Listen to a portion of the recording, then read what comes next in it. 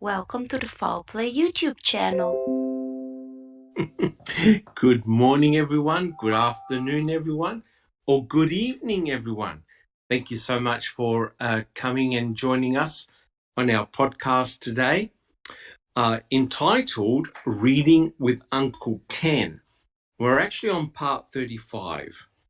Now, as you know, for those of you who have been following our series so far, we finished with chapter 12 last week, entitled The Prize. And oh boy, I think we realized that Mr. Kratz is certainly no prize at all. And that was a very difficult chapter to go through. But trust me, that was nothing compared to this chapter. And what we're going to be doing, guys, we're starting a brand new chapter from Ken Kratz's book.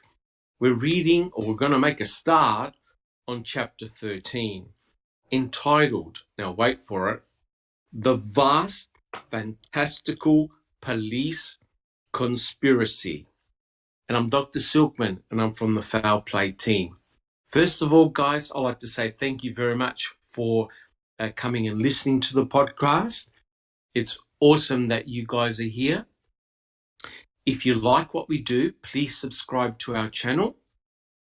And if you like our podcast, if you like what we do, please leave your DNA on the thumbs up button. All right, guys. Well, look, as traditional, before we actually start the podcast proper, I'm going to get everyone to say their name. So especially the new listeners, you can get to know who's on our panel.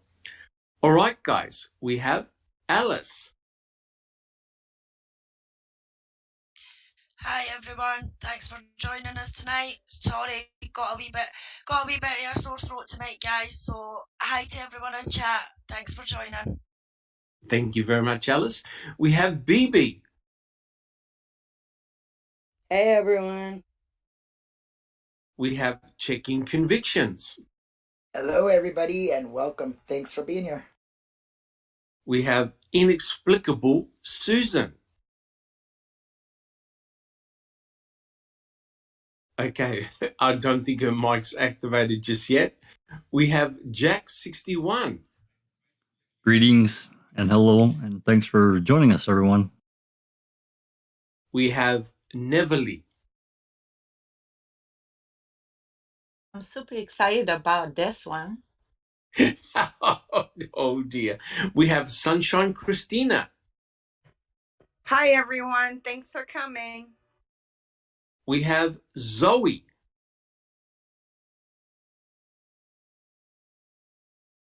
I think Zoe's gone already.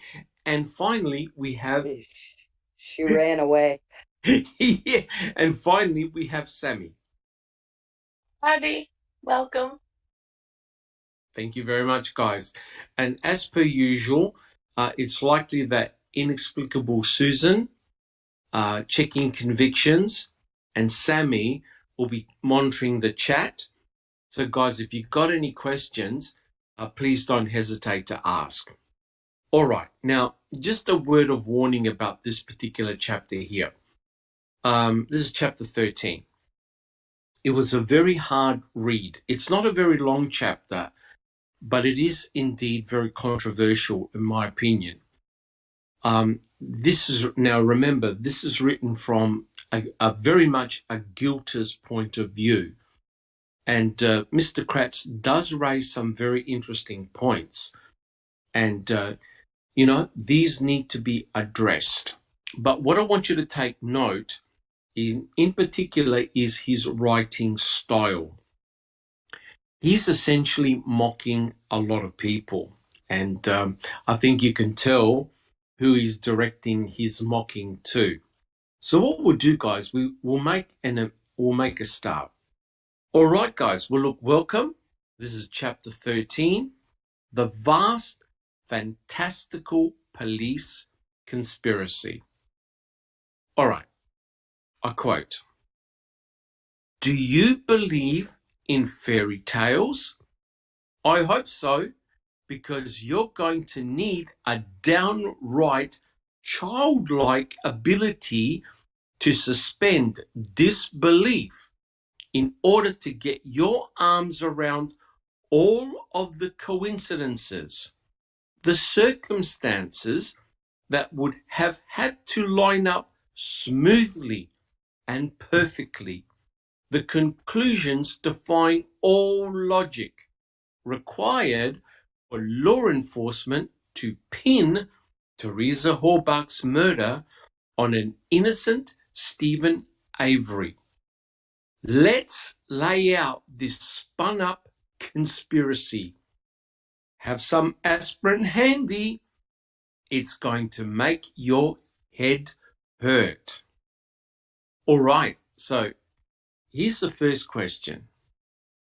Does anyone believe that Mr. Kratz also took into account how ludicrous it was for Stephen Avery to have murdered Teresa Horbach just prior to Kacerek and Vogel being deposed in his $36 million civil suit? All right, who would like to have a go on that one? Jack 61. Not a chance. He wasn't thinking about that at all. It was completely discounted, not even on his radar. Yep, 100% agree. 100% agree. Did you like his mocking tone, the way he started off the started off the chapter? I was just thinking, could he be any more descriptive and condescending than it's pretty terrible, actually, even for him. Correct. And I like his reference to aspirin, which is rather interesting, isn't it? He should have said at the beginning of the book, referencing people taking a large bottle of Pepto when they read his trash. Correct. So he starts off the chapter in very fine form. Oh, yeah. Thank you, Jack 61. Any additional comments? Oh, Neverly. Yes. Where to begin with the opening statement? Again, he doesn't disappoint with his twisted mind, with his projections, with his deflections, and also, I would say, mockery and everything else, disrespect again, and no boundaries, no norms, no values, no scruples. But Yes. It's like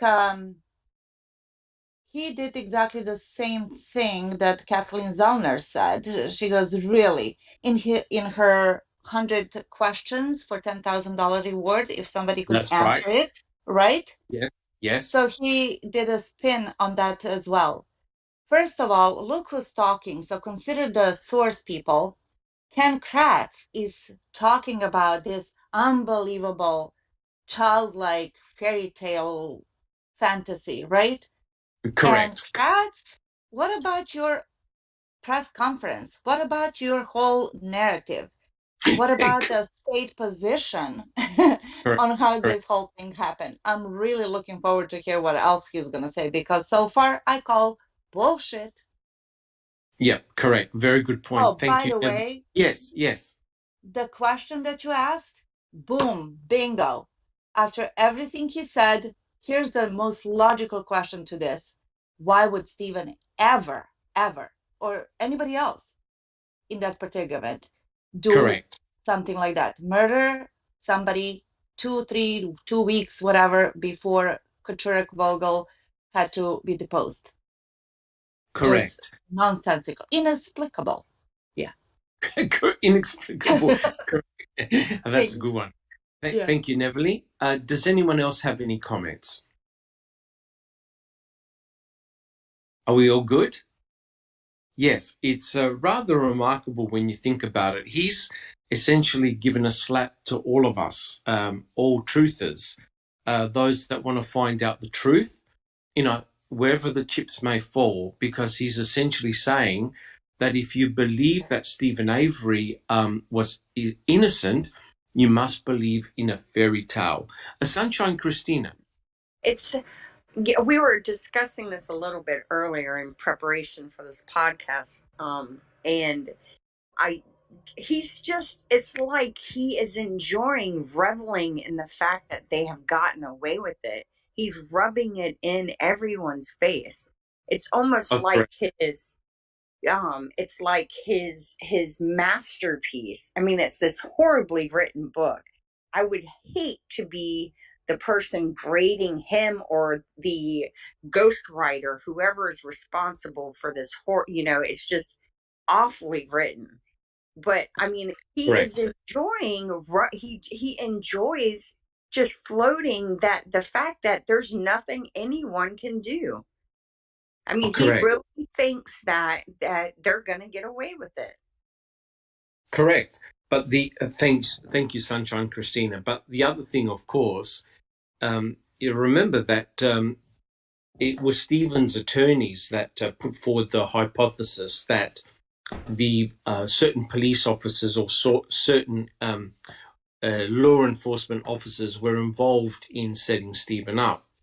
And so as a consequence of that, you can see that, as Sunshine Christina said, Ken Kratz is reveling in that in the statement by the defense attorneys. It's got to be a fairy tale. It can't be real. And as Neverly pointed out, well, what about his press conference on March the 2nd? What was the greater fantasy here, right? So I do agree with Sunshine Christina. I think the quality, especially of the writing, is beyond belief. When you think he was the prosecuting special attorney and he's writing stuff like this. But there's a reason why. He's giving a backhander to all of the truthers, right? In a very subtle way. So essentially, if you believe that law enforcement were involved somehow in setting Stephen up, if you believe that Stephen and, of course, Brendan are innocent, you've got to be believing in fairy tales, which is rather remarkable. Guys, does anyone have any other comments? And welcome, Jess Rhonda.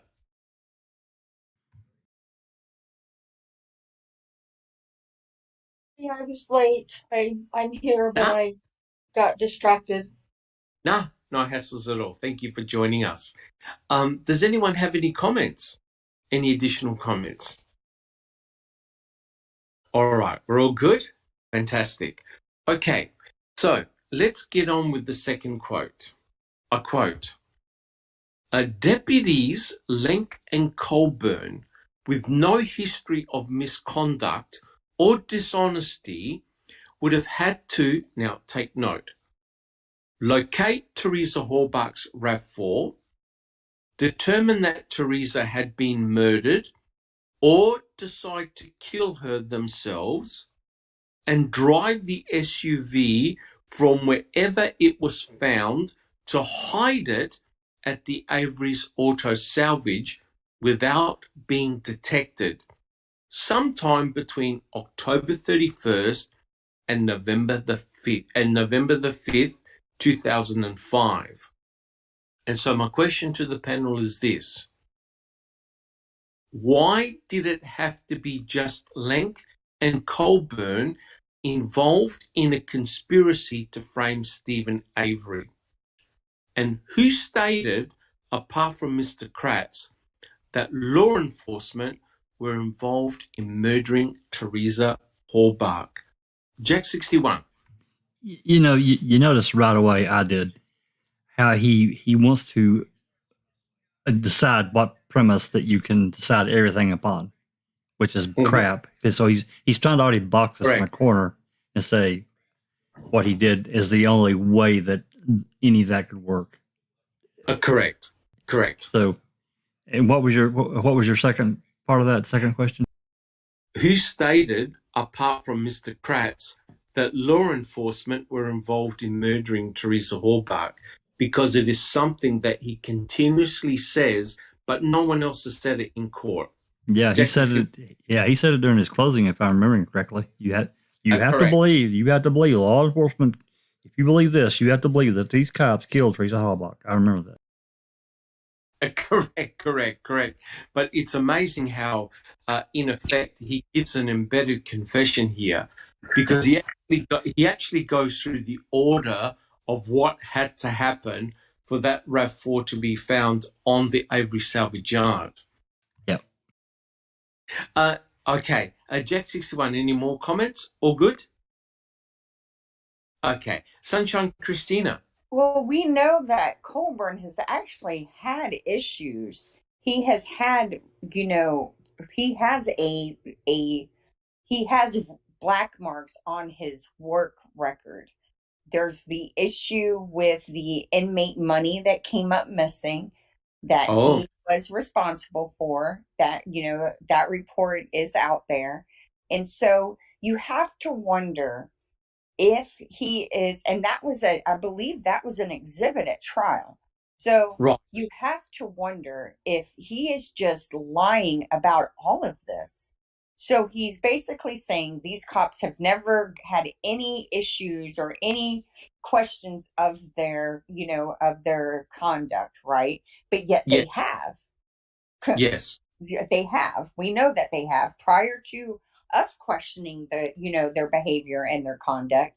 And then Correct. you have to wonder, we know that they lied about the timing of the call when Colburn called in the plates on November 3rd, which puts Yes. them in contact with the RAV prior to the RAV being found on the salvage yard, or puts them likely in contact. Yeah. And you just have to wonder if he isn't just telling us what was done. I mean, Correct. Correct. I mean, is this exactly how they did it? And did they, are they responsible for why Teresa disappeared? You just can't discount that possibility. You really can't. Yeah. Yeah. It's rather disturbing because I'll reread it again, because these are the events that had to have happened, right? And he spells it out. Locate Teresa Horbach's RAV4. That immediately puts the spotlight on Colburn. Immediately. Determine that Teresa had been murdered. And that's a very important point, right? Law enforcement or anybody else cannot plant anything on the Avery salvage yard unless they know that Teresa Horbach had been murdered. Guys, would you agree with that? Yes. They had to know Right. she wouldn't Yep. show up. Absolutely. Yeah, that's correct. Now, in defense of BB, it's also possible that for some strange, bizarre reason, she decided to act with the law enforcement and disappear, as in literally disappear. That's a possibility. I don't believe that's the case. That is an alternative. So in other words, law enforcement or the planters had to know that Teresa Horbach was not coming back. And hence, they can plant materials pointing to Stephen Avery. So they had to have known. So, location of Teresa's Horbach's RAV4, yep, that is indeed possible. And we know that several people have cited the RAV4, whether it was Teresa's RAV4, we don't know, but people have cited a RAV4 off the salvage yard. And then we have Colburn calling in the plates. And he honestly looked like a deer in headlight, guys, on the stand. He got caught out. He never thought I believe, he never thought that call was going to be recorded, but it was, right? So, determine that Teresa had been murdered, no question about it. You can't do any plotting or planting unless you know that Teresa was not coming back. Either she went missing by herself or she was murdered. Now, or decide to kill her themselves. Now, no one has stated that law enforcement, especially Lincoln Colburn, were involved in murdering Teresa Horbach. And I don't know what you guys think, but to me, it's unbelievable. It's prosecutional, I think that's the word, misconduct. And Ken Kratz keeps on repeating the same thing. And I agree with what Jack 61 did. Ken Kratz was essentially spooking the jury. right? So basically, well, if you believe that these police officers were involved in planting, then you've got to believe that they also murdered Teresa Halbach, right? So in essence, what you're doing is you're shifting the equilibrium. Check 61. Exactly. That's exactly. Well, that's close to what I was going to say, because he's now forcing the jury to make a choice. He wants to box them in, and that these people, they live there, they're farmers, and they're living in the county, Correct. so that scared the shit out of him. It's like, I'm not blaming no cop for killing somebody. You crazy? Correct. 100% correct. So it's the way I believe that Mr. Kratz did his arguments, and the way he constructed his arguments were very, very devastating. Neverly, do you have a comment? Yes, I do. Basically, he gave him one choice, which is the cops did it. Who could say that? Well, Correct. we know that that's not necessarily true. There's an array of scenarios that could happen. There are more logical, plausible, and everything else. So, again, Kratz uses the tactics that he knows the best, which is manipulation. Correct. And some people buy it. Correct. And I really think he spooked the jury. In essence, he actually used the Reed technique. He gave him a choice, because which choice do you want to go? You want to go for? You want to go for Stephen Avery, or you want to go for your police officer? Your police. Yeah. Right? Your police.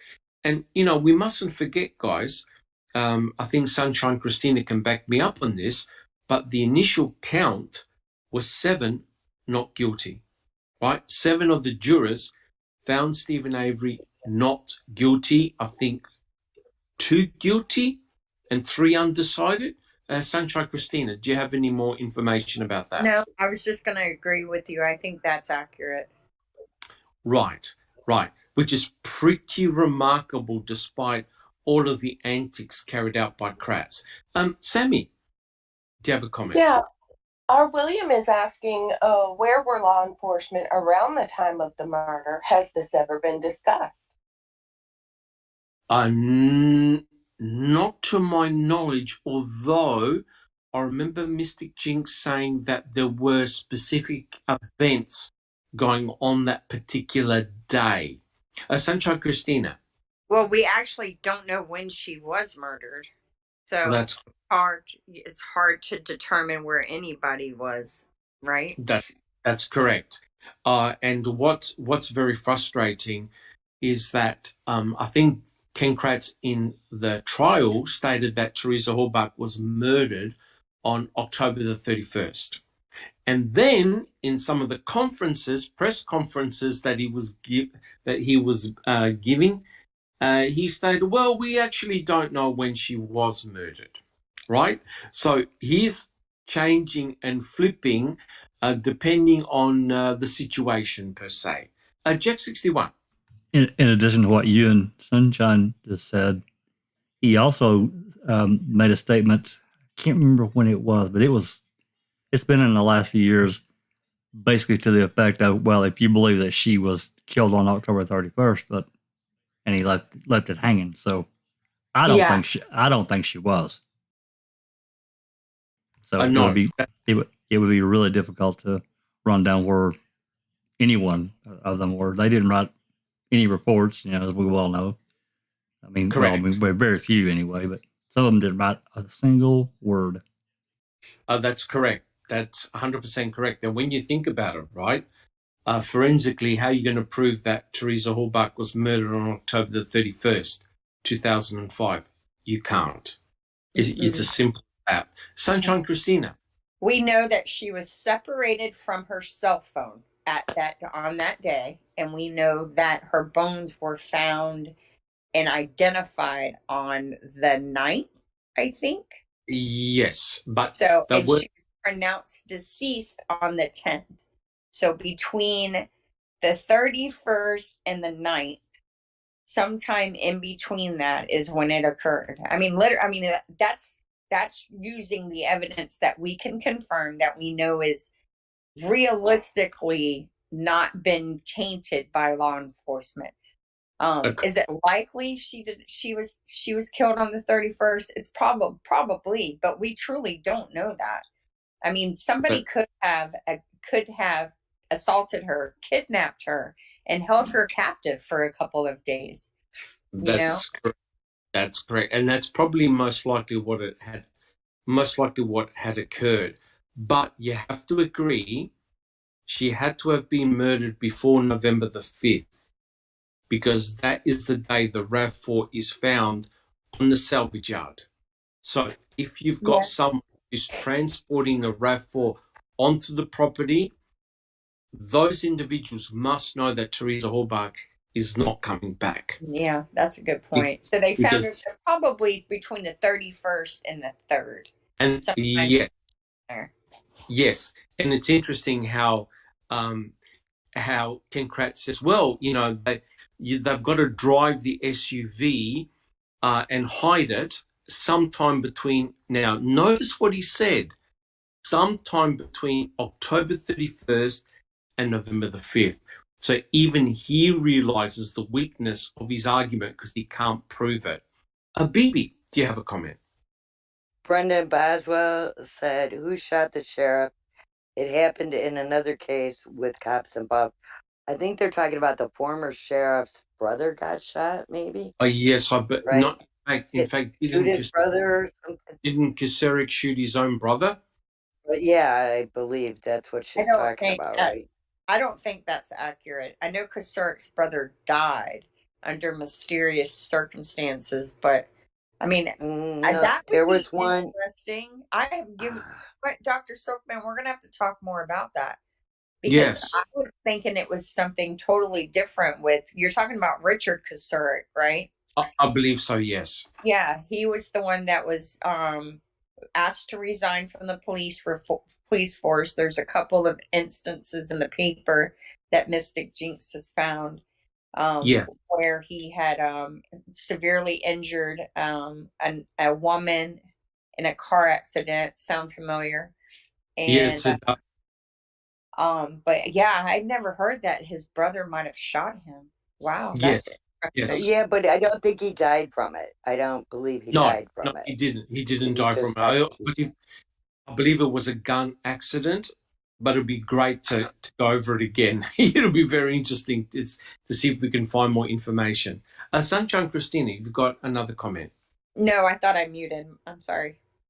Right. And the other important point here is, they've got to drive, whoever the planters are, they've got to drive the Toyota RAV4 onto the salvage yard without being detected. Now, let me bring up Sawinski, right? Now, we don't know whether Tom Sawinski's observations are real unless they can be corroborated. But lo and behold, if what he witnessed is correct, then that potentially puts Bobby Dassey's hands and also the guy with the long white beard directly on Teresa Hallbach's RAV4 on the Saturday morning, right? Which is very interesting. But as we've discussed in the past, guys, we've got to show a little bit of caution because you need to corroborate a story like that. What do you guys think? Jack 61. I think we need just Rhonda to say that word. Corroborate. Corroborate, yeah. Corroborate. Correct. She's going to kill me. Said that in the chat. I'm going to have to hire Dr. Silkman every time to do a voiceover for me every time I have to say that word. as long as you never... Well. As long as you and never they aren't doing transcripts together again, that's great. I think we should do it again, Rhonda. I know, just for fun, just to entertain everyone. Yes. Correct. So I think Mr. Kratz, in the second quote that I read out, basically spells out the sequence of events that had to have taken place. I completely agree that, first of all, they had to locate Teresa's RAV4. They had definitely had to determine that Teresa had been murdered or she agreed to disappear and never come back. They had to drive the Toyota RAV4 onto the property and hide it, make sure that no one can detect it, between October 31st and November the 5th. All right. So, guys, what we'll do, we'll continue with the next quote. A quote. They must have known that Teresa was last seen at the Avery property on the date of her disappearance, unless by an incredible stroke of luck, the person they chose to set up for her murder just happened to be the last person to see her alive. Nobody can see them plant Teresa's license plates in a junk vehicle on the lot. No Avery can find Teresa's car before other, less crooked cops do, or before it's stumbled upon by citizen searchers. Here's the question. The flyover on November the 4th proved that the RAV4 was not on the Avery salvage yard. So how did it get there? All right, guys, checking convictions. Well, it proves it wasn't there with the film they showed us. But Correct. I don't Correct. believe that they can prove it wasn't there. There's more film. I don't know. How'd they get there? Somebody pushed it there. Yeah, someone definitely had to have taken it there. Alice. Yeah, I was just going to say that, Doc. It was the police that put it there, in my opinion. The police and Ryan Hilligus that put it there, because the Averys were all over that yard prior days before that. They even said that themselves, that they were over that yard. I'm sure Errol was doing the day before at the bottom of the yard in there, and he never seen it there. So to me, it was the police and Ryan Hilligus that put it on that yard, and that's why it wasn't there on the 3rd. Yeah, very, very good point. Very good point. I mean, it all starts to add up, because one of the things that law enforcement, the detectives and the investigators kept on telling Earl, Chuck, and Stephen was, okay, it's your yard. How did this car get there? So they were blaming and questioning each of the brothers. Well, it's your yard. How come you didn't know it was there? Jack 61. Here's the thing about the flower video. If that car was there on the 4th and it showed in the video, I promise you that thing would still be playing to this very day. Because they would have said, hey, look, we flew over and there it was. There's no question about it. Okay, a lot of people, I know this has been very controversial about, the flyover video, etc., etc. If that RAV4 had been down there, right, it would have made front page news. Do you agree with that, Jack 61? Absolutely. The police would have descended on November the 4th, right? They wouldn't have descended on November the 5th. Pam of God would have found nothing. They would have found it from the air, right? They would have had probable cause to come in, because they would have seen the big Toyota sign on the back of the RAV4. Okay, the color could have been controversial, but it would have given them due course to go and check. That's right. Do you agree, Jack 61? Absolutely. And all right. And just before I mute up, again, in that passage there, Kratz is still trying to box people in a corner to make them believe what he's trying to lay out there. Correct. So essentially he's saying, look, you're pinning this on Lenk and Colburn, and I'm trying to demonstrate that it's not Lenk and Colburn, right? So he's trying to restrict it very much to Lenk and Colburn. Alice, do you have a comment? Yeah, I was just going to say, Doc, I mean, the way that motor was covered, any Errol or Chuck or whatever would have seen that down there and the way it was covered and would have thought to themselves, what the fuck is going on here? Why is that like that? Because it stood out like a sore thumb. So if that motor was on that property before then, I reckon that they would have found it. There's no question about that. And that you raise a very good point. If you have a look at all the other vehicles in the salvage yard, none of them have got branches or hoods or anything on them. The vehicles are out in the open, right? So hence, those brothers are always, especially Earl and Chuck, are always around the salvage yard, always around the area. Stephen mainly works in the shop, breaking down cars. And he even said that he doesn't go down to the pit area. There's no doubt that, especially where the crusher was, there's no doubt that Earl and Chuck would have been in that area. And you're correct. Earl even said, I was down there sighting in rifles. I think they were on a golf cart or something like that. And he said, I didn't see a Toyota RAV4. Neverly, do you have a comment? Yeah. He also very slyly slid in that his narrative, which is that Stephen was the last one who saw Teresa alive, and that was her last stop. So he's talking like that's the definite proven fact, which we know is not. That's So, correct. right?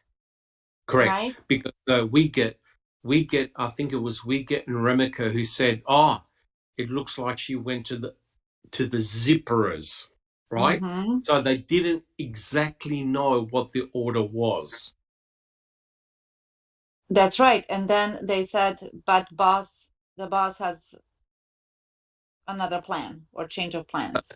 That's correct. There was a change of plan. Correct. They wanted to re-interview Stephen Avery and George Zipperer, which is very interesting. Mm-hmm. Thank you, Neverly. Sunshine Christina. Oh, sorry. And one sorry, more thing. So if Stephen wasn't the last one who saw Teresa alive, who was it then? Well, according to Mr. Kratz, in the trial, it was Bobby Dassey who was the last person to see her alive. And he even said it in court. Sunshine Christina. I was just going to mention the call from William Siebert where he says that he saw the RAV being driven driveway past his house, followed by a white Jeep prior to RAV being discovered. And, I just find that he has never wavered on his story. He made that statement in 2005 and he made it again in 2017, right? Isn't that correct? Right. Well, yes, because he did an affidavit for Kathleen Zono. That's correct. That's correct. So I believe that someone took that RAV, and likely now I'm not too familiar where he's located at, but I think they got it into the Manitowoc County Quarry, and there were several roads leading into the quarry that you could get it there. And once he got it into the quarry, they just drove it, across the berm and just parked it in the 100% correct. 100%. I forgot the name of the road that he lived on. Jambo Creek, wasn't it? Yeah, I believe it is. And from his perspective, he could see all the back of the quarry. He could actually see vehicles being driven onto the quarry and towards the salvage yard. So he had a prime viewing position. And the mere fact that he saw two vehicles, that's very, very telling, isn't it? Yep. And he said he saw two go in and one go out. Correct. Yeah. I mean, that tells you exactly how it was done. And if this was an honest investigation, they would have looked into that, And it's on the edge. It's on the very edge of Avery property, just on the property line, which gets them access to the property. They're able to seize the entire salvage yard and remove all occupants, which allows them to maneuver the scene, go around, walk around with no worries about being filmed. It's 40 acres, no media is present. They're controlling who's going in, who's going off. So they have control of the stage. Oh, yes, they do. Yes, they do. So the two important points here, guys. That's exactly what the dog tracks show as well, right? Because if you have a look at the dog tracks, the majority of the dog tracks are not on the salvage yard, but off the salvage yard. Jack 61. There's one more other potential witness that we always seem to forget about, and that's Teresa's cousin, David Beach, and his girlfriend or wife, whatever. They drove through the salvage yard on the 4th. That's correct. That's correct. And Stephen had no problems in him searching the property. So, if he, the thing is this, guys, the Toyota RAV4 was on the periphery, right? So it would have been a relatively easy find if you just follow the main paths in the salvage yard. The Toyota RAV4 was not buried deep within the salvage yard where you had to go hunting. It was in a spot where it was very, very easy to spot. And it's a bit of a joke, right? Because I forgot the name of the gentleman, but he wrote a report where he said that the aeroplane that flew over, because he was on the salvage yard, he's a family member, the plane flew so low over the salvage yard that he could see the pilot, okay? Which means that there's no freaking way they're going to miss a Toyota RAV4 from the air, especially when you think that the RAV4 was relatively new, well fresh painted, and you can see it, you can spot it, that it looked odd amongst junked vehicles. Guys, do you agree? Absolutely. With that big spare tire cover says RAV4 right on the back of it. You can see correct. that from 2 football fields away easily. Yeah, correct. I think you could probably see it from the moon, right? All jokes aside. Yeah. So, Ken Kratz is saying that, well, it's interesting, guys, because the narrative that Ken Kratz puts in court was that both Stephen and Brendan drove the RAV4 to the pit on October 31st, right? So you got to think about it. From the 31st to November the 5th, no one has to see that vehicle. Otherwise, I'll say, hey, what's this vehicle doing here, right? And you can't stop members of the public wandering around, having a look to see, okay, is Teresa here? Is a vehicle here? Are her belongings here? You can't control that, right? The Toyota RAV4 wasn't hidden in a garage. It wasn't covered completely. It was literally out in the open. And that's how Pam of God and Nicole found it. It was so obvious, right? So it's very interesting that all the evidence suggests that on November the 4th, that vehicle was not present on the property. And that gels well with all the observations of the RAV4 spotted by many others, right? Some people saw it at the turnaround, right?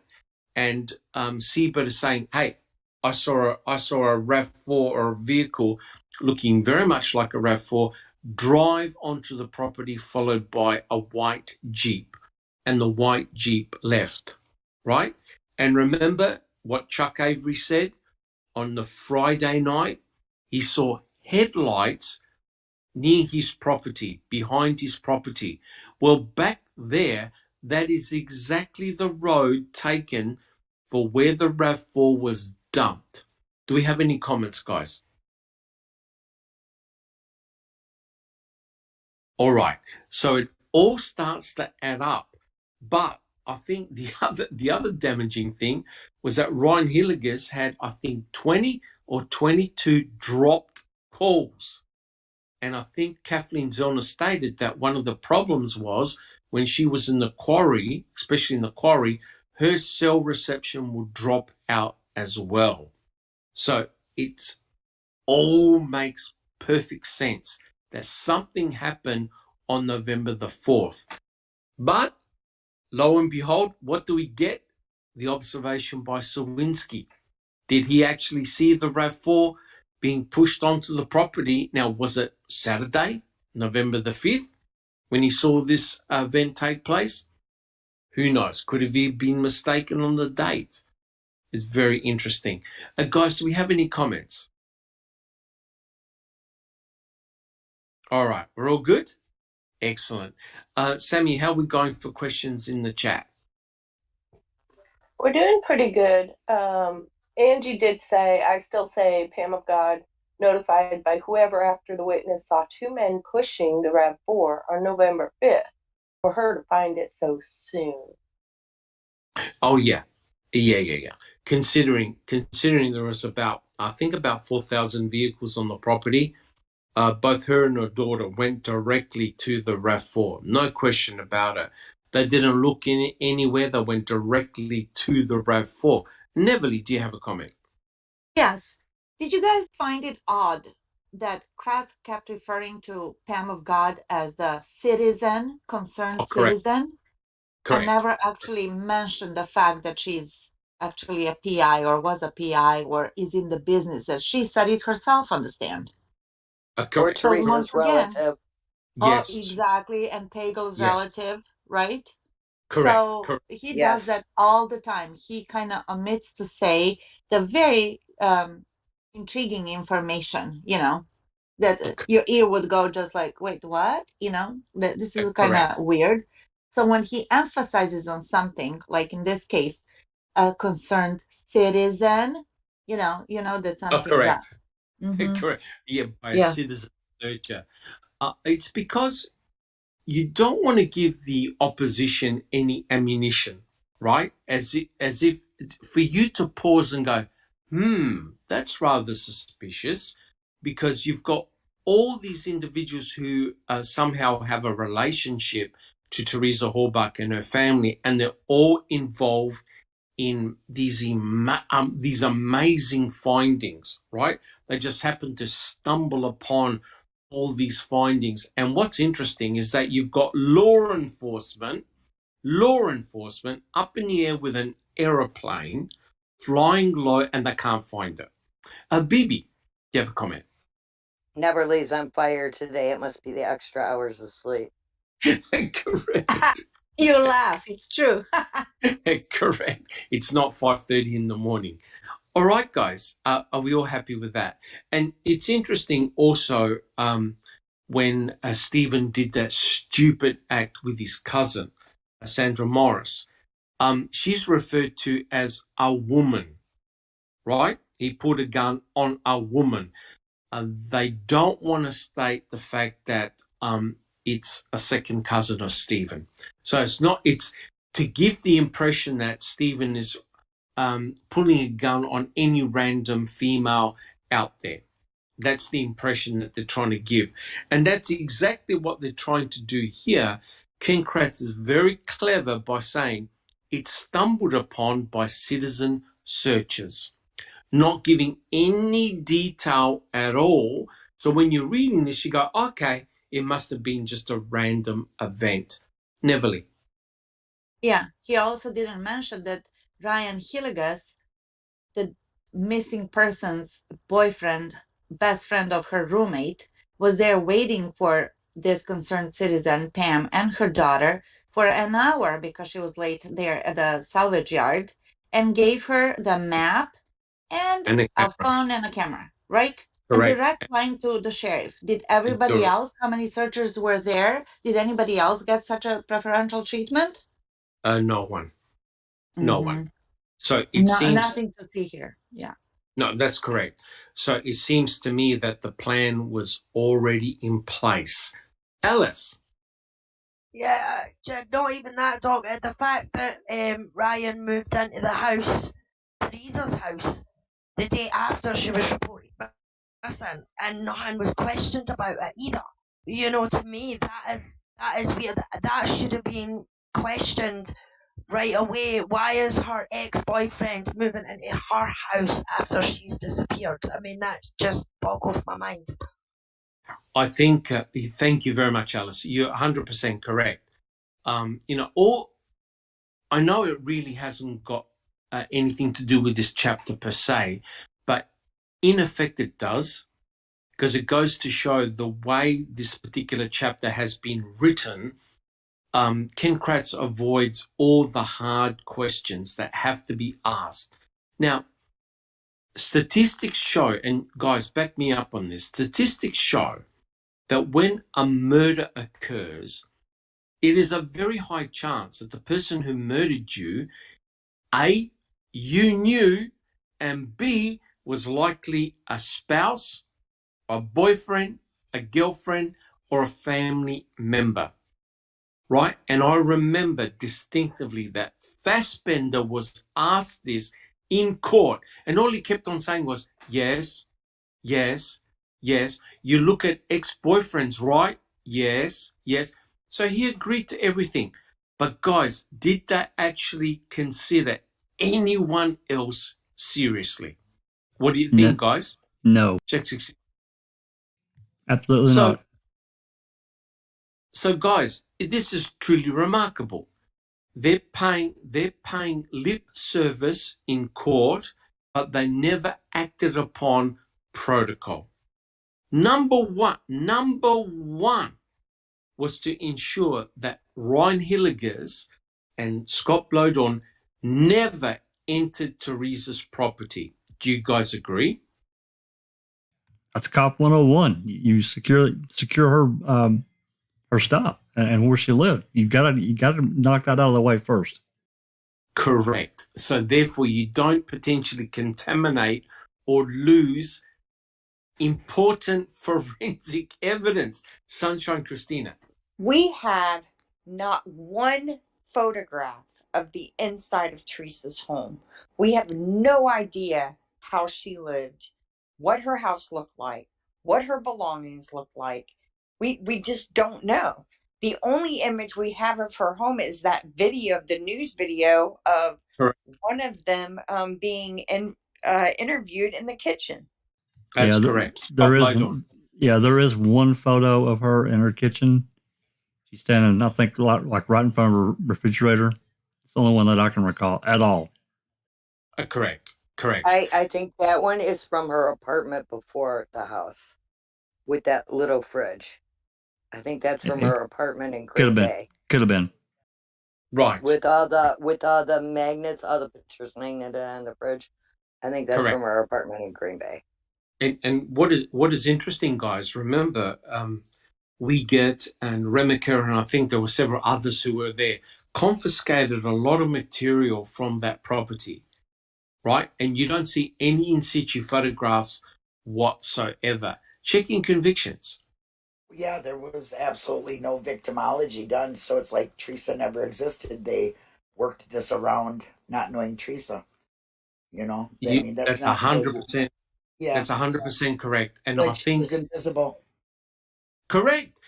And you know what's so frustrating? I still feel that she is invisible. Even though we've done all this research, we know very, very little about Teresa Hallbach. Neverly, do you have a comment? Yes, exactly.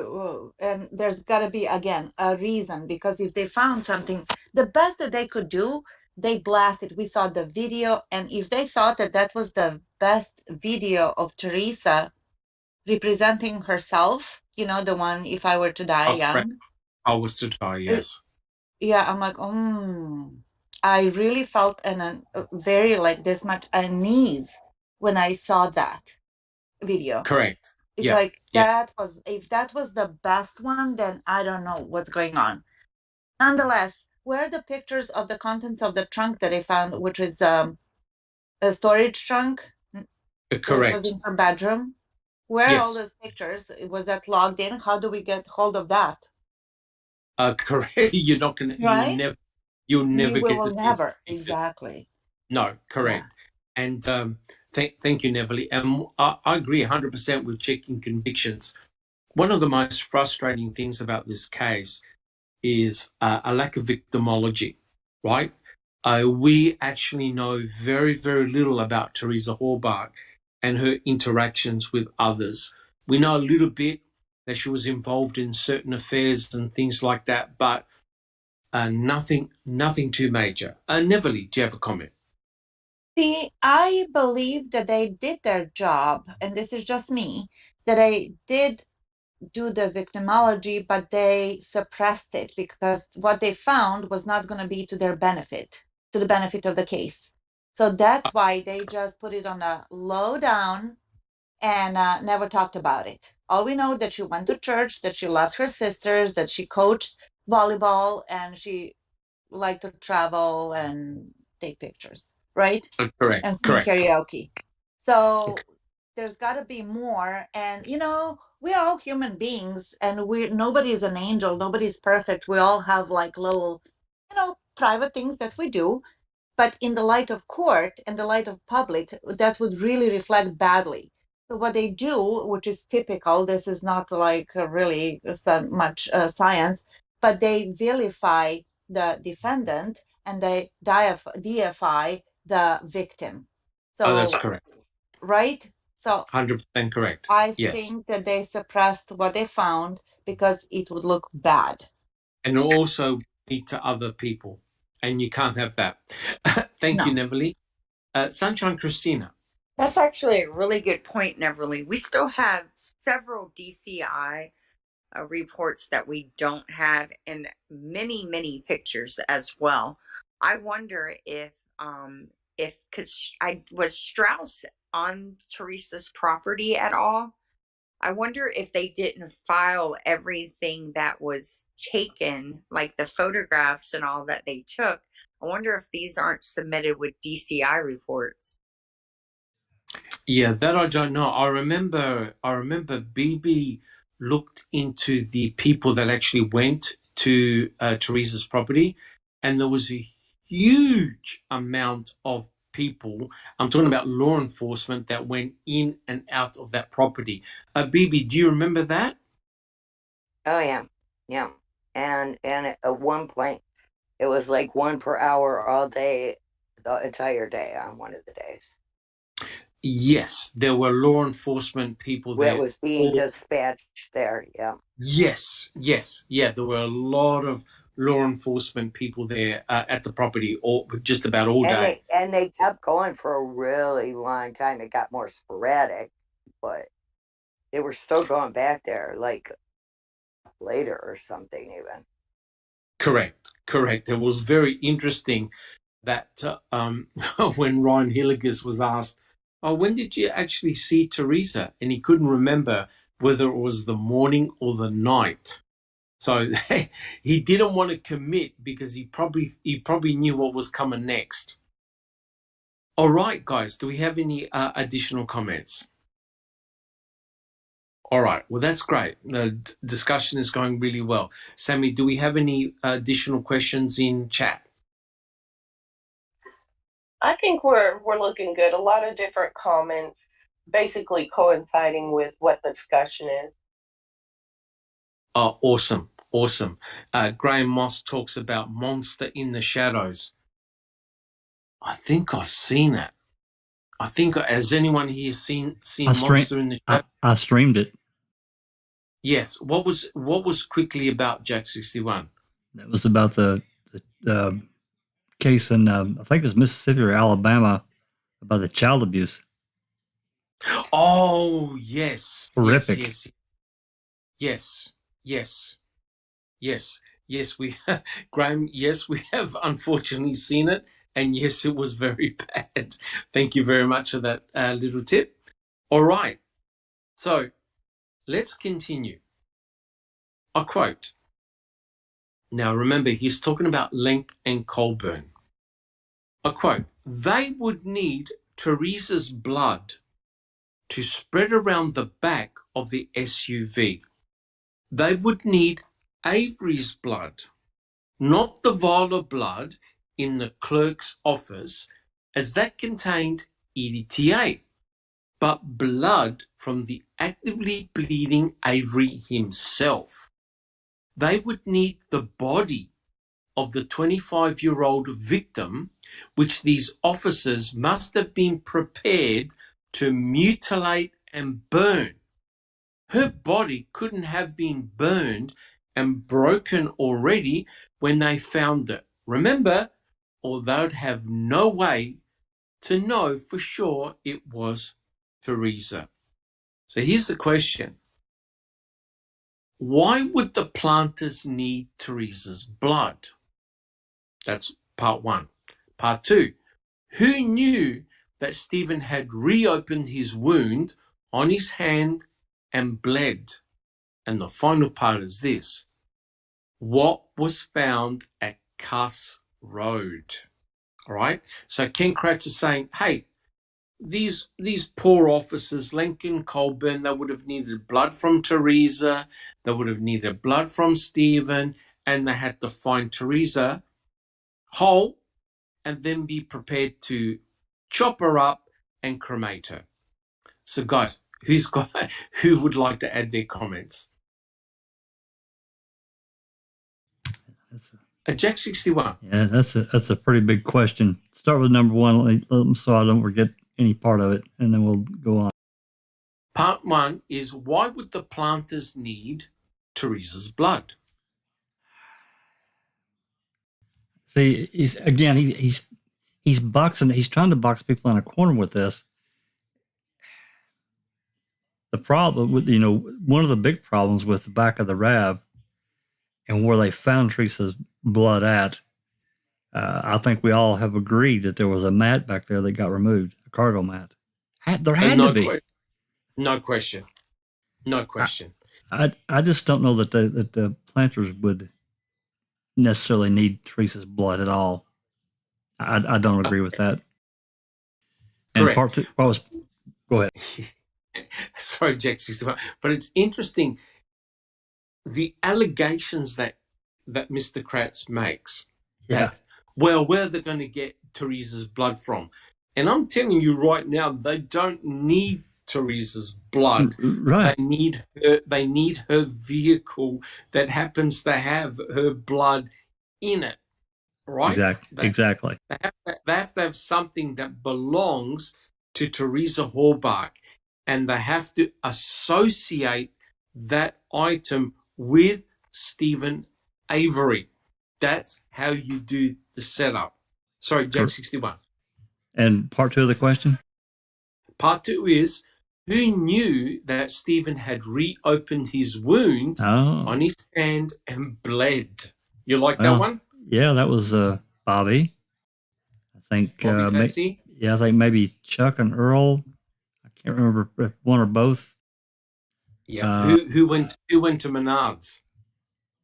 He went. It was Earl, wasn't it? Didn't he go with Chuck?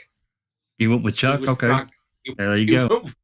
He went with Chuck, and it was very interesting how you did an open mic a couple of weeks ago, and you talked about Chuck and Earl, right, and all their misdemeanors. Isn't that very interesting? That we know at least two people who knew that he bled, right? Yes. Bobby Dassey and Chuck Avery yep. knew that he bled, right? And then, and then part three was about having Stephen's blood. Part three was what was found at Cuss Road. Oh my God! Yeah. Where do we start? That's your at least treated as crime scene of the whole case. Correct. I only put that in there because Ken Kratz is basically saying how ridiculous it is, but we're, I think, counteracting that by saying, okay, answer these questions, answer these questions, and I think you get more towards the bottom of the truth. What do you think, Jackson? Yeah, absolutely. And another thing, it's interesting. He completely leaves out of his book is that they didn't open the RAV until the 6th, and they had access to Stephen's blood from at least 2 locations. Now we don't, we can probably drive down a time frame, but the Grand Am had his blood in it. 100% correct. His truck, his big F Ford 350 had his blood in it as well. So that's correct. And also he's housed it on the floor and the sink and on the door frame. That was his blood too. That's right. And what's what's interesting, guys, was that the blood was collected from his room on November the 5th by Colburn and Remaker. So they already had swabbed his house containing, they wouldn't have known it was Stephen Avery's, but they had swabs already containing his blood on November the 5th, right? So keep that in mind.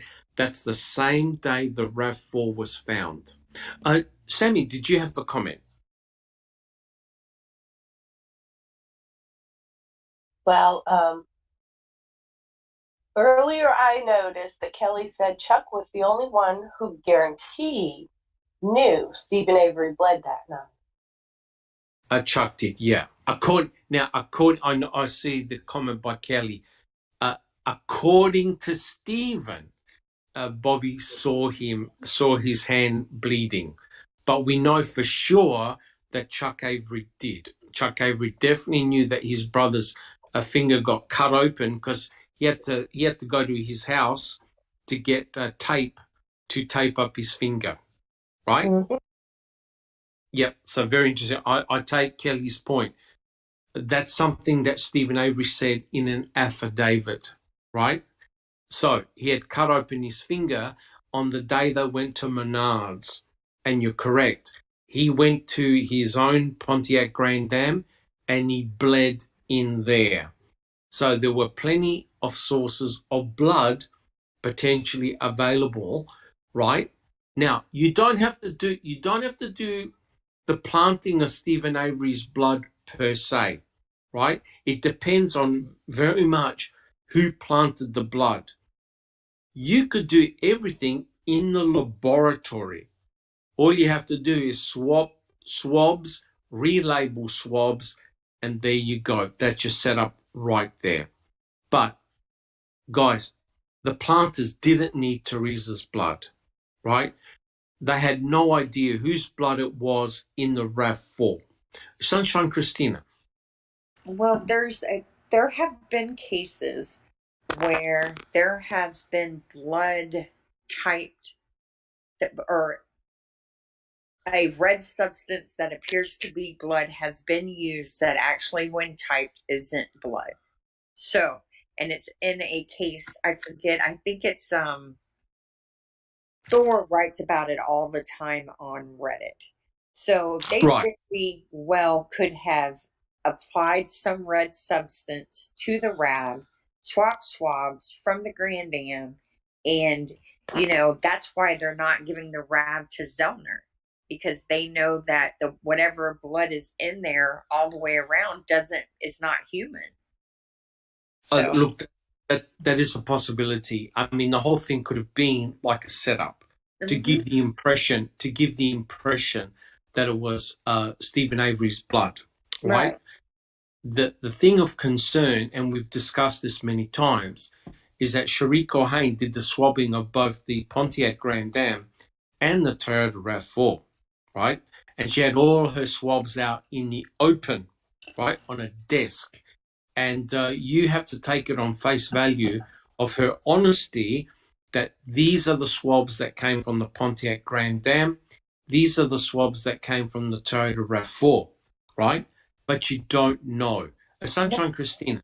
Well, and we also have to keep in mind that Cherie Cohen is the only person that's ever tested any DNA evidence in any Stephen Avery case ever.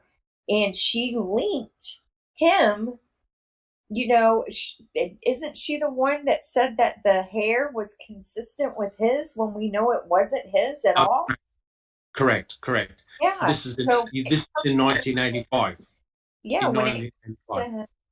we can't say that she isn't biased. Correct. Correct. And we know that hair evidence now holds no water in science. Yeah, that's correct. She said in court that there was a hair on Stephen's shirt, and she said that it looks like or consistent with a hair from Penny Bernstein, right? Which today, of course, is laughable. You would never make a statement like that. But that went a long way to help convict him, right? But of all the ironies, of course, it was pubic hair and the analysis of pubic hair that got it released in 2003. Sunshine, Christine. Yeah, I was just gonna agree with you. We know, I mean, I think Lori's a blonde, kind of like Jody.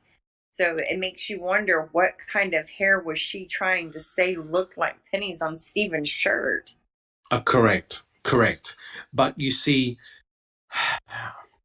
we know the 1985 case was a horrible shit show. We know that, and they didn't want certainties. They didn't want you to say in court, I'm 85% certain that the hair is a match. They wanted 100% definitive statements, and that's the problem, right? Within scientific certainty. So that way you can make some really outlandish claims. Remember Dr. West, who made all those claims? He had a certain saying that, no question about it, that this particular suspect, he left the teeth impressions on the victim. Jack 61. Indeed, and without doubt. Correct. Now, if you're a jury or a judge and you hear words like that, they're going to carry a lot of weight. And that's exactly what happened in Stephen Avery's trial. They made definitive statements. And one of the problems that Penny Bernstein had was she goes, look, I'm about 80% sure that the person I saw was Stephen Avery. Vogel said to her, we don't want 80%, we want 100%. So therefore, in court, she can point out Stephen Avery and boom, gone, right? Finished. So they don't want 50-50s. And if you notice, what's remarkable in this case is that there are no mixed DNA profiles. There are no mixed one.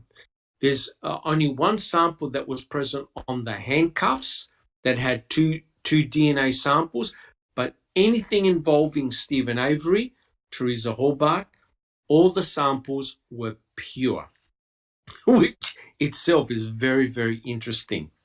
All right, guys, do we have any other questions? Any other comments? Okay, and I agree with you guys. First of all, you don't need a planter doesn't need Teresa Halbach's blood. A planter actually doesn't even need Stephen Avery's blood because you can easily swap swabs, right? No problems at all. And I suppose I agree with Jack 61. It tends to suggest that there's no way the state is going to hand over that RAV4, right? So what you do is this. When Culhane was asked in court, okay, how did you process the vehicle? She stated, we look for stains. And what they do is they do a presumptive test for blood. If they take a swab and they add a chemical, if it turns pink, they know that that sample contains blood. Then what they do is they take another swab and they use that for DNA. But guess what? If you don't throw away the swab for the presumptive test, potentially you've got cells there that you can extract DNA from, right? And no one's going to know. So you're relying on her honesty that she threw those swabs away. Now, we know that at the same time, she swabbed the Toyota RAV4 and also Stephen's Pontiac Grand Am, right? And I think someone in chat made the comment that Colburn, you wonder whether Colburn saw the wound on Stephen's finger when he was on the property. This is before the RAV4 was found. All right, guys, do we have any additional comments? Are we all good? Awesome. Okay, what we'll do another question.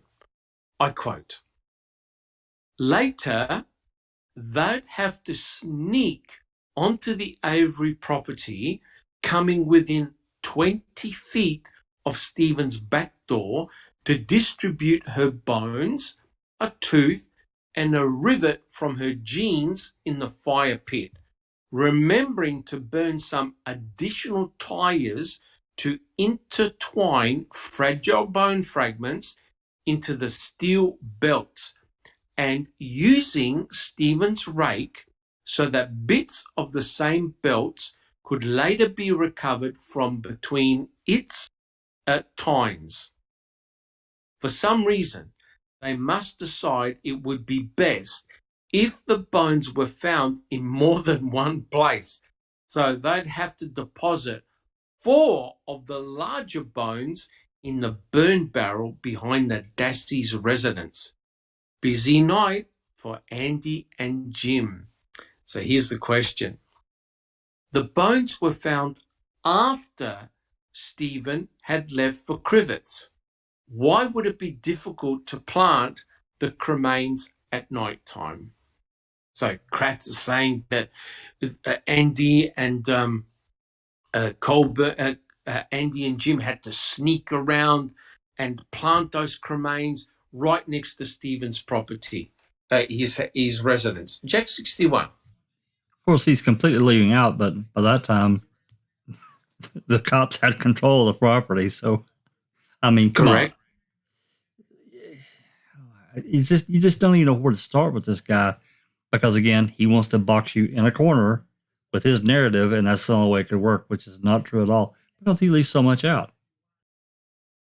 Well, you know, I don't even get me started about this rivet that survived this allegedly 1800 2000 degree fire. Come on, the big whopping fire. Yeah. Oh, that's correct. That's correct. And you see, guys, this leads to a very important point. It all depends on what was found at Cuss Road. Because remember, the events of Cuss Road occurred on the 7th. The cremains were found on the 8th. Right? Now, there were officers on Stephen's property on the 5th and the 6th. And we have video in which someone shot video walking right past the burn pit. And there's Bear. And Bear completely ignored the people taking the video. Sunshine Christina. No, I was just going to comment when you were finished. I have a theory that there was never bones on the property ever. Believe there were. We have not one photograph of the bones, not one photograph of a officer with a shovel, not one photograph of the brown tarp on the property. We have no photographs of evidence markers of bones on the property. We only have it written. I truly believe that they were found on the 9th in the quarry when Kelly Sipple called them in. When Deputy Shetter paged the coroner, and the coroner came the next day to the Manitowoc County Quarry, which is where he pronounced Teresa deceased, and he was in the quarry when he did that. If you look at Stiers, who did the autopsy, and Bennett, who's the first person to analyze the bones, there's no evidence tags listed, and they clearly both say they have no idea where these remains come from. In fact, correct. The autopsy even says that the remains were found in Calumet County, not Manitowoc. I'm sure that's a typo, but I mean, we really have nothing to validate that they even bothered to tote the bones to Avery property. Correct. Yeah. So, I mean, that's my theory. And I'm just very vocal about that. I don't even think they bothered to move them there. Very interesting. Very interesting. Thank you, Sunshine Christina. BB. This is why I say they came in a box and left in a box. And they left in a box. Correct. I don't think I've ever seen a murder investigation in which you don't have in situ pictures of the cremains. I think that's pretty well a given. Well, and they also no picture of the bones intermashed in the mesh from the tire belts either. Correct, correct. Now, the interesting thing is this, and this was picked up actually by Donna. Fine bone cremains were found in some wire that was tied to Bear, right? So what Bear obviously did was as he was moving about the burn pit area, the wire that was entangled in his chain scraped along the ground and picked up some of the cremains. And there's an actual computer image that actually shows a bear with some wire wrapped around his chain. So it wasn't Stephen Avery doing the raking, it was Bear that allegedly had picked up some of these cremains or bone fragments. Sunshine Christina. I just also want to reiterate that we do have photographs of investigators removing debris in the Manitowoc quarry. We see Correct. them shoveling it. We see the buckets. We see that they are actually, they found debris piles. They took pictures of it. They didn't advertise it. Unfortunately, Shooting and Straying didn't come across, didn't recognize the significance. But we don't see that. You know what we have on the property? We have a guy, a DCI agent, on a skid steer sticking his tongue out and a gloved finger pointing down at some object. And digging a big old hole. Uh-huh. You're making it look way bigger than what it was. That's correct. And they essentially dug out the entire burn pit, right? So, because I remember Lincoln Colburn Fassbender and Wiegert were questioning Brendan and say, look, the burn pit was about the size of a table. What did you guys do? And what is interesting is that Brendan said, oh, yeah, me and Stephen, we picked up Teresa and put her on the fire whole. And that's clearly not the case because her cremains show dismemberment. They show cut marks with a saw. She was cut to pieces. That's exactly what Durst did to his next door neighbor. Cut him up into pieces and dispose of the cremains in a river. Sunshine Christina. Well, I was just going to say, yeah, we have cut marks and we have hesitation cut marks. Correct. And many, many, many bones have those. Not just one or two. And we have two sources that confirm that, Eisenberg and the FBI. Correct. And there's also photographic evidence as well that shows straight cuts through bone. Yep. And that cannot be done with a shovel with bones in that while they're burning. You do not get cut marks like that from shattering burnt bones. Correct. And remember, and don't forget, it wasn't Stephen Avery that was charged with mutilation of a corpse. It actually was Brendan Dassey. And, he's the one that said we put a body in their hole. And it's a bit of an insult when Ken Kratz goes, oh yeah, they use shovels and rakes to break up the bones. They're going to shatter bones. They're not going to produce fine blade cuts, right? And as you said, Sunshine Christina, there were hesitation cut marks, which means that someone started to cut into a bone and then stopped, right? And there was also curve saw marks as well. Now, as we know, I mean, I've never dressed a deer, but, they use a deer dressing kit is what's used to cut through bone, muscle, sinew, the whole lot, right? So those type of tools or a bone saw would definitely dismember a person, no question about it, right? So it's sort of bizarre how Ken Kratz has got these opposing theories about what happened to Teresa Halbach. Quite clearly, when Brendan Dassey said, oh, I picked her up at her feet, Stephen Avery picked up her on her shoulders, and we put her in whole. Surely they would have recognized that was absolute utter garbage. Brendan had no idea. He never mentioned dismemberment. the whole thing is just it is a complete fantasy. Guys, do we have any comments?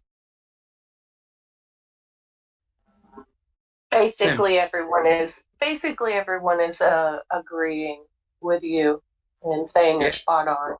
Yeah. Yes. It is pretty crazy. And, you know, to me, I find this both fascinating and disturbing, and that is the cremains in Yonder Burn Barrel number 2. Now, do we actually have any photographs of the cremains in Yonder Burn Barrel number 2? Do we have any in situ pictures? We have it of the barrel, but I don't think we have it of the bone in the barrel. Yeah, that's exactly what I was going to say. We got the burn barrel, but do we actually have any in situ pictures? No. I don't think so. Mm-mm. Do we have any in situ pictures of any cremains in Stephen Avery's burn pit? No. No, absolutely not. No. Mm-mm. All we have is a box of bones that was Mhm. given to Bennett, and then handed over to Eisenberg. And some paperwork. Remember when Eisenberg was asked, were you ever on the Avery salvage yard? Remember what she said? She goes, no. And she was asked, how do you know where these cremains came from? And she said, I'm relying on the police, on law enforcement.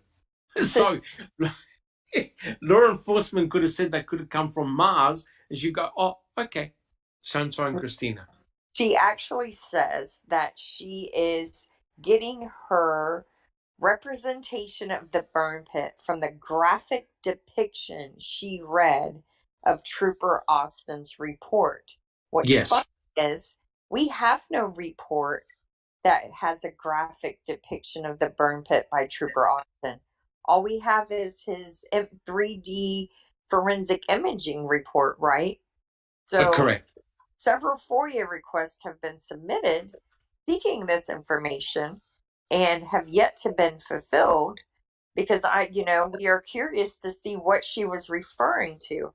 And the other thing I want to mention is her reports, even though she states she was examining evidence early in November, were not actually, she didn't actually print the reports and submit them until several weeks after the search warrant was done. Oh, that's correct. So it is very likely that tag numbers were not on the evidence when she was looking at it and were only added later.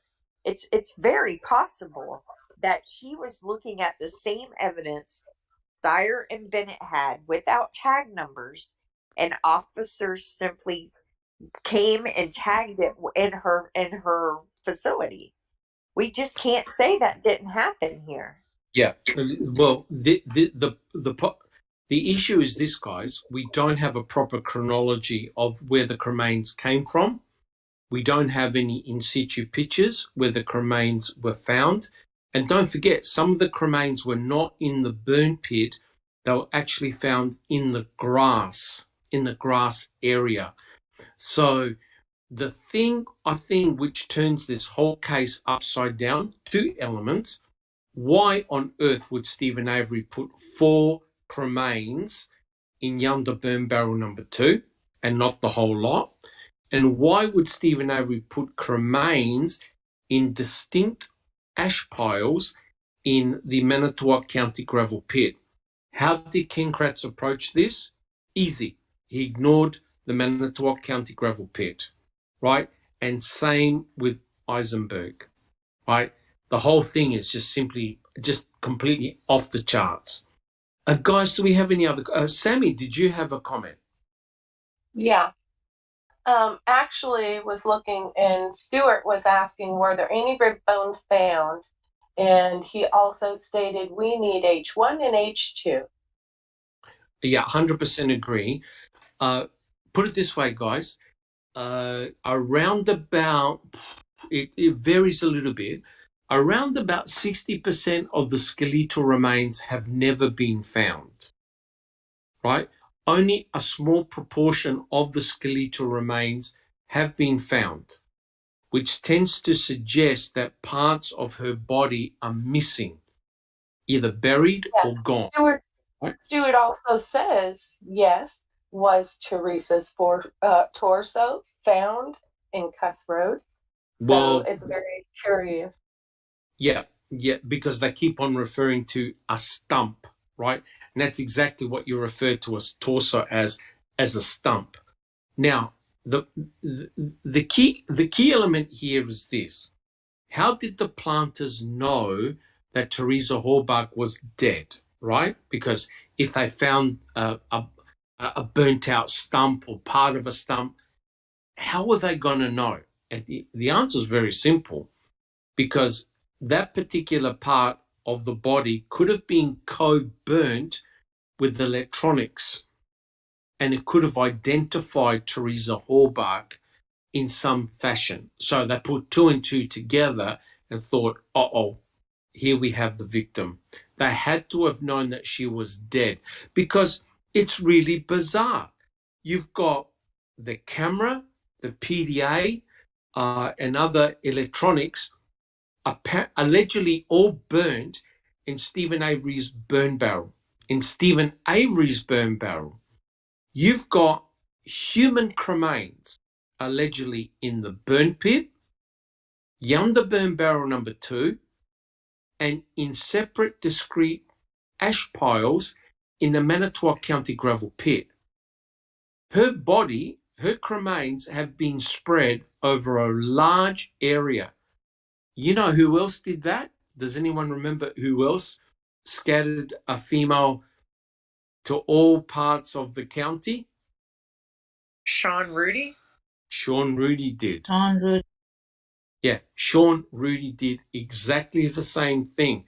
Shot his wife in the head, cut her up, burnt her remains, and threw the stump in the river. Right? So I know it sounds gross, but if you saw the Robert Durst series, he even said that the hardest part to get rid of was the torso. So he basically removed the head, the arms, the legs, and bagged each component separately, right? And he tossed them, right? He didn't burn them. But clearly here, the victim was definitely chopped up into pieces and cremated. And the problem is here, guys, is that a large proportion of the skeletal remains, they're gone. And the important thing is this: no single large bone has ever been found. They were all tiny fragments. The bones were crunched, right? So no one knows where the rest of the skeletal remains. And I believe that only 35% of the skull had been found. No one knows where the rest of it is. So clearly we don't have a proper picture here. That's a frustrating bit. Sunshine Christina. It would be interesting to compare the DNA of the bones of Christine Rudy and Teresa Halbach, just to see how many loci they have in common. Right. Well, what is interesting here was that the FBI did mitochondrial DNA analysis, and I did a presentation on this as well. The mitochondrial DNA sequences of both Christine Rudy and Teresa Halbach and their respective mothers are completely different. They're different. They're not related at all, right? So the FBI actually did mitochondrial DNA analysis in the Christine Rudy case as well. Sunshine Christina. But we only have item BZ that was tested. So I'm curious to see the bones found in the Manitowoc quarry, to have those tested. Well, here's the problem. Oh. They're gone. They're gone. They are gone. I guess. My feeling is this: once all the human bones were removed, they would have been sent to the funeral home What the funeral home would have done is either recremated them and then placed them in a cremulator and converted them to dust, which means there's no way you're going to be able to test them. All the DNA would be now destroyed. So we can ask 100 questions. We're not going to get one answer. All right. I know it's devastating, but you can see that they're secreting away the evidence from Kathleen Zellner. All right, guys. I reckon what we do one more question. Are we happy for that? Yeah? Sure. I said we can go more than one. Sure. Okay. All right. Because the discussion is going really, really good. Really good. All right. So quite clearly what Ken Kratz, just going back to the other one, just going back, it makes no sense for Stephen Avery to distribute the cremains, right? I think everyone agrees that that's completely illogical and insane. You would gather up all the cremains and get rid of them, bury them, or whatever. You're not going to disperse the cremains in 2 additional locations. It makes no sense. You either take them all or you take none, right? It makes no sense whatsoever. The mere fact that everyone was off the property on November the 5th meant that anyone could come on with malintentions in the night and plant. That's very, very easy to do. All right, so here's the final question for our podcast for today. It goes without saying that nobody could see the officers burning Teresa's body or chopping it up, or observe them planting the tiny and incredibly brittle pieces of bone in the Avery burn pit and the Dassey burn barrel. And this nobody includes Stephen's loud and protective dog, Bear. They'd also have to hope that several citizens saw Avery with a large bonfire at the exact location they chose for their bone planting and on the very evening that Teresa went missing. Andy and Jim would be busy and lucky, spectacularly so. So here's the question. Why didn't Brendan Dassey ever state that Stephen and himself had dismembered Teresa Hall? Who would like to have a go? Jack 61. Because I didn't do it. Correct. But did you know? but did you notice that Fassbender and Wiegert never pulled him up on that? Nope, I didn't. Never said. You know why? Because they had to have known. They had to have known. Oh, absolutely. That the bones had up marks. So they were hoping that Brendan would say, "Oh yeah, we cut her up," but he never ever said that. Jack 61. They knew pretty early on that there were cut marks because Sturdivant was looking for the hacksaw blade. That's correct. And believe it or not, they actually left a hacksaw blade at the burn pit. They didn't even pick it up. That's right. They left the hacksaw blade at the burn pit, left it. Sunshine Christina. I think that the reason that they had him say that she was placed whole on the burn pit and they never brought it up is because they have no bloody crime scene. So they would not have been able to, if they introduce the dismemberment into the narrative, then they're going to have people wondering, well, where did it occur and how the hell did he clean it up? Because, with that garage, with both his garage and his house were packed full of stuff. Okay. So you're not going to dismember someone without making a mess. I mean, look at the Dassey garage from the deer and, and that's not a human being. So, correct. you know, and that's another thing we should mention is the fact that they did find a bloody scene on the Avery property in the Dassey garage. They didn't photograph it. They didn't take blood samples. They didn't make sure that it was animal and not human blood.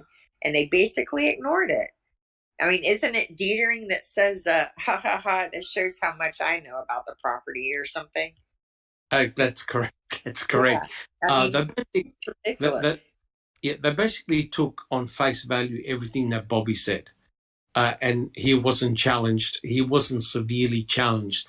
But, you know, what's interesting, of course, yes, I suppose they didn't really want to put in the dismemberment angle because there'll be blood everywhere. And Neville, you'll back me up on the documentary with Durst, where he dismembered his neighbor. There was blood everywhere. Is that correct, Neville? Everywhere.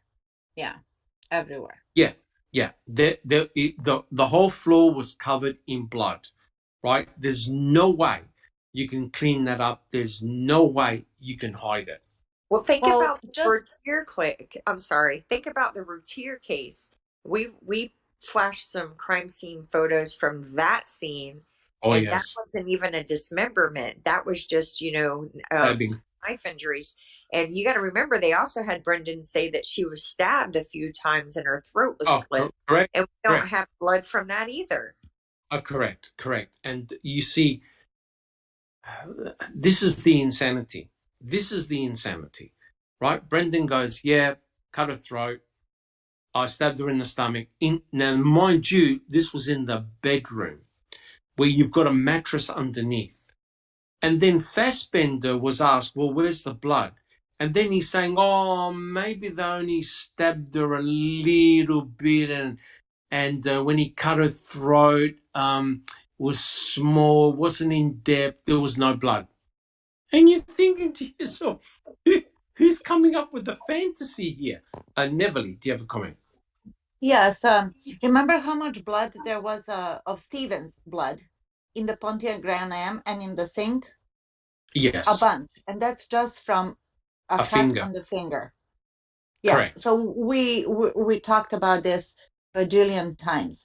The lack of blood, the lack of smell, the lack of what do you call it, like charred, inert, like fat and whatnot. The soot, you know, on the bottom of the, well, it's not of even the burn area. Exactly. Correct. Yeah, exactly. It's, so yeah. And then wasn't Fallon the one who said, well, it wasn't really a cut to the neck, it was a nick? Oh, that's correct. Also, now from slashing of the throat in the press conference, now we come down to the nick. Right. Oh, that's correct. So, and once again, Kratz again goes with the, you know, from like the pendulum swings from left to right. There's nothing in between, black or white, no gray area. Now we're talking about the cops dismembering it, you know. Well, we're not talking about that, Kratz, but, you know, he knows very well all of that. He's just presenting again the very impossible scenario, or the most likely what didn't happen, you know, hiding what actually happened. Correct. The big problem is this. There is no crime scene. There is no bloody crime scene. And that is the big problem for the investigators. The investigators went in early. Detectives went in early into Stephen's trailer. They found nothing nefarious. They went into his garage. They found nothing nefarious. They would have looked on the ground. They wouldn't have seen any droplets of blood, nothing. And that's the frustrating part, right? You've got this incredibly brutal murder, dismemberment, shooting, everything. They can't find any evidence of it. That is the main problem. Sammy, do you have a comment? I just want to reiterate what you just said, what Jack said. There was no crime scene. Prove me wrong. It did not happen. Correct. It's, and you see, they can't explain it. They can't explain this lack of evidence, forensic evidence. Jack 61.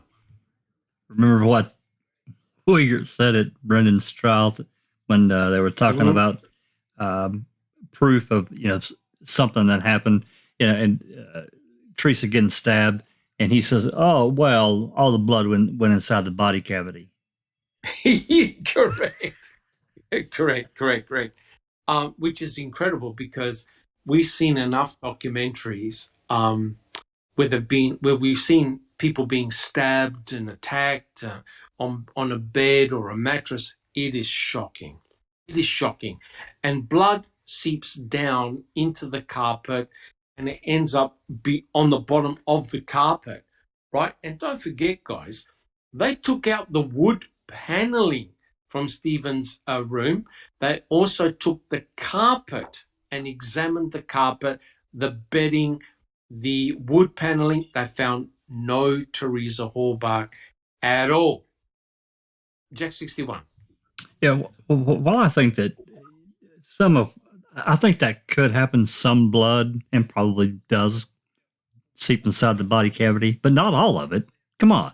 If she was alive, it would have been under pressure, right? So blood's going to come out. If you're slitting a throat... Let me say something here. Yes. Tell me if I'm wrong.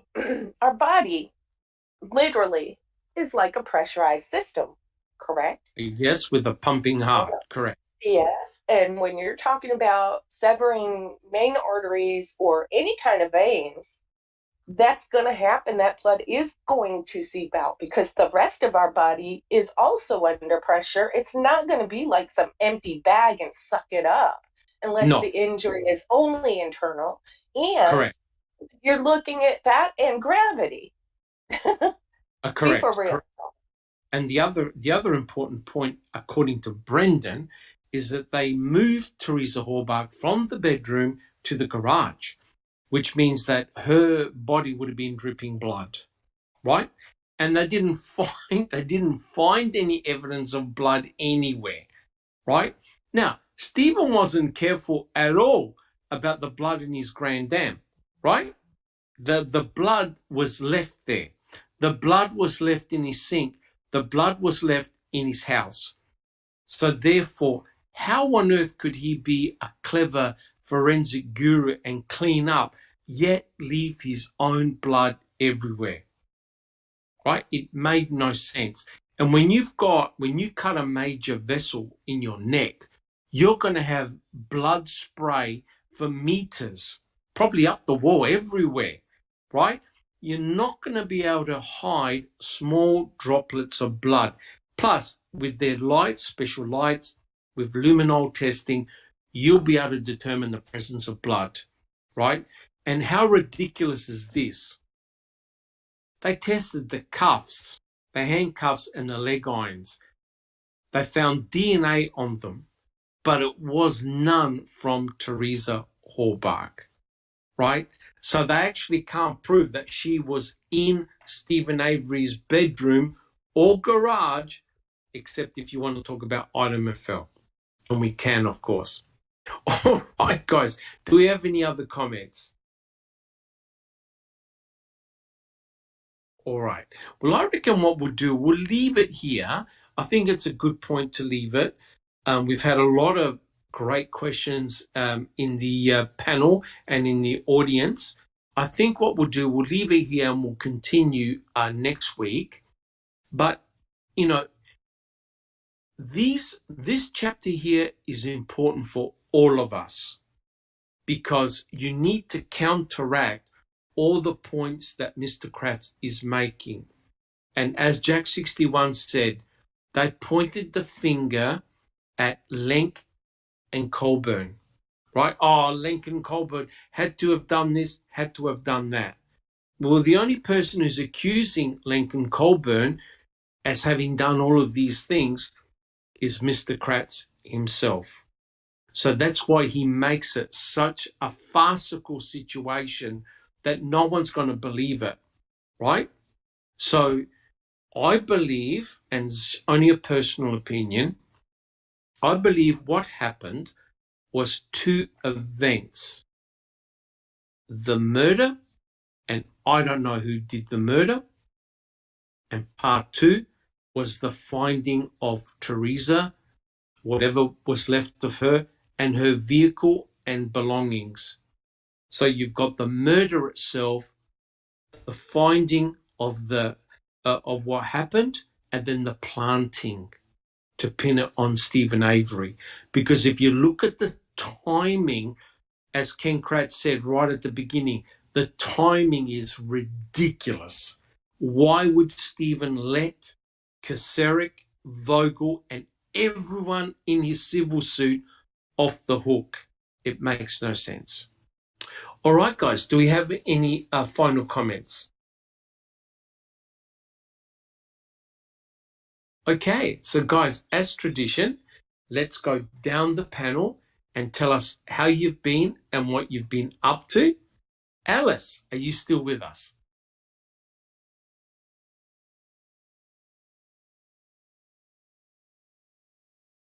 Alice. Yeah, I'm still here, Doc. Yeah, I'm doing okay.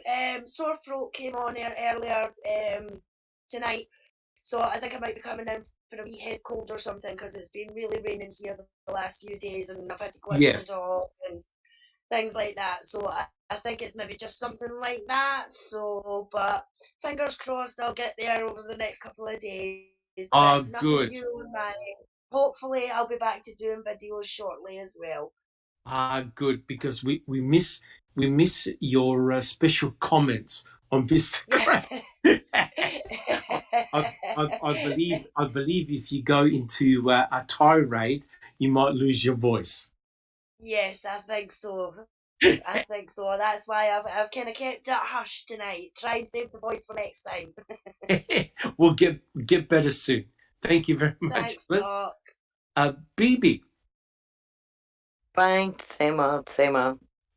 Nothing to see here. What will I? Thank you, BB. Checking convictions. Thank you, BB. Checking convictions.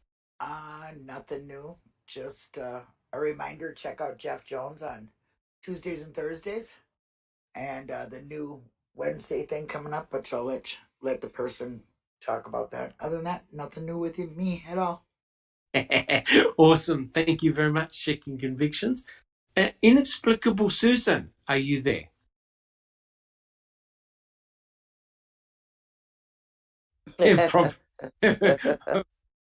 Probably not at this stage. Jack 61. Yeah, I think that's my fault that Susan got the time wrong, because I was thinking I and I've done it before, mixed up Eastern Standard Time and Central when I put a time down. So I got her off by an hour, so she wasn't home. So that's my fault. I apologize to Susan. I sent her a little message. So anyway, still waiting on. Actually, got a couple of things today, FOIA wise. I guess nothing that nothing over the moon. I did get the Buting and Avery privacy room video from Calumet County. Interesting. I'm sure. I mean, that's our own copy, so we can get it uploaded. There's no audio, but we'll have the video. If anybody, it's there. It's going to be there. I'm sure Zoe will make a little movie out of it and get it uploaded and put it in the miscellaneous. And also got the Dolores Avery and Deb Strauss audio interview. I've never heard it before. I don't think. No, I've never. No. Good job. Yep. That's also. I've also. She's also got that one, but I don't think she had time because it was getting pretty late. Actually, I didn't get it until just right before we were getting ready to do our live, and I was trying to get everything uploaded to her so she could, deal with it when she could. Yes. So I'm sure she'll probably have time sometime tomorrow to get it uploaded to the channel.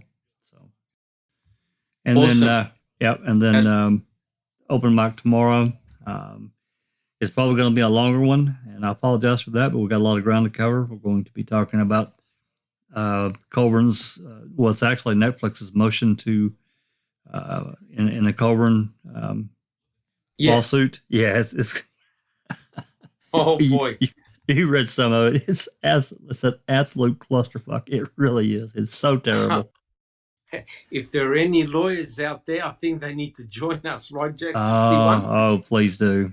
It's really bad. I didn't read all of their motion. I read about probably 15 or 20 pages, and it is just, oh my God, it is terrible. But nonetheless, we're going to do that, and if time allows, I'm also going to finish up the Mark Rohr deposition part 2, and get started awesome.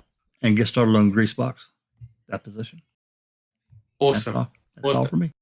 Looking forward to this show. Thank you very much, Jack 61. Just Rhonda, are you there? I am here. Thank you. Awesome. How things coming along with you? Well, I kind of out of Wisconsin, me always being stuck in Oklahoma. So a lot of stuff is going on in the Julius Jones case. Okay. And so in over 6 years, Oklahoma finally got their bloodthirsty wish, and they executed a man on Thursday afternoon. And it was botched. It didn't go the way it should have gone, which is why they had a moratorium for the 5 years that they did, because of the chemicals that they're using. And so the execution that they performed on Thursday was botched. Oh dear. Yeah, and it's just the